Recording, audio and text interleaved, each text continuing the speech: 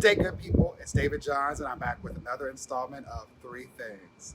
First up, old boy who used to rap, but now seems to have developed a penchant for commenting on things that he clearly knows nothing about while being allergic to facts and logic, appeared on The Breakfast Club.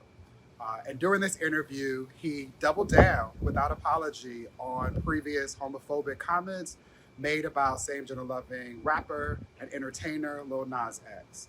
In case you missed it, old boy said if he saw Lil Nas X perform naked at an award show that he would, quote, drag his ass off stage and beat his ass. Hashtag I doubt it.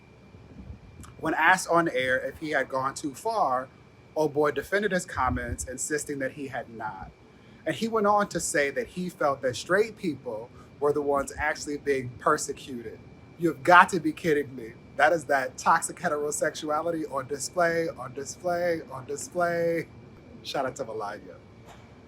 On a serious note, it is extremely frustrating to see old boy and others who share his ignorant and ill-informed beliefs continue to be given a platform to make ignorant and hurtful and hate-filled comments.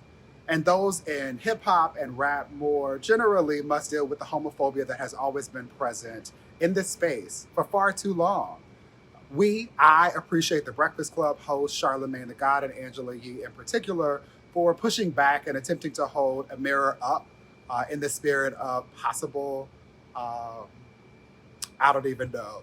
Thank you for trying to do what you did. I just wish someone had asked oh boy about the hypocrisy of suggesting that his defense of homophobia is rooted in protecting children when he essentially paid someone to rape his son, foolishly believing that that somehow makes a man. Jesus take the wheel. Second, Moderna has started a human clinical trial for an mRNA-based HIV vaccine. The trial was set to launch on August 19th and is expected to end in the spring of 2023. Now, over the past few decades, there have been several attempts at an HIV vaccine, many with little success. Multiple attempts at this have reached the trial stage, but not all were safe and almost none have been effective. None of the previous vaccines were developed using mRNA, and this approach is seen as easily modifiable, which is an advantage in protecting against HIV variants. mRNA notably was also used in Moderna's COVID-19 vaccine. Most of us know that an effective HIV vaccine would be the largest step toward ending the devastating HIV/AIDS epidemic, which continues to disproportionately impact Black people. And it is exciting to see progress being made on this front, along with other efforts to make HIV/AIDS care and support more accessible. This includes, of course, recent announcements that health insurers have to provide PrEP, pre-exposure prophylaxis, a pill I take daily, at no cost. It is my hope that the trial goes well, that Black people are included, and that we end up with an effective HIV vaccine. Third, a recent Vice article highlights the anxiety that many LGBTQIA+ people and communities are feeling as the Taliban takes over in Afghanistan. Homosexuality is condemned as immoral and un-Islamic in Afghanistan, and under the existing penal code, it is punishable by imprisonment. With the Taliban in charge, many fear that things could get worse than they already have been for members of our community who live there.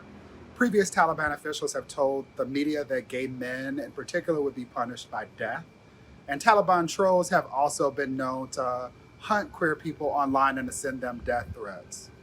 Mature. Since the Taliban took over on August 15th, there has not been a statement made by them about LGBTQ+ rights, but many of us remain concerned.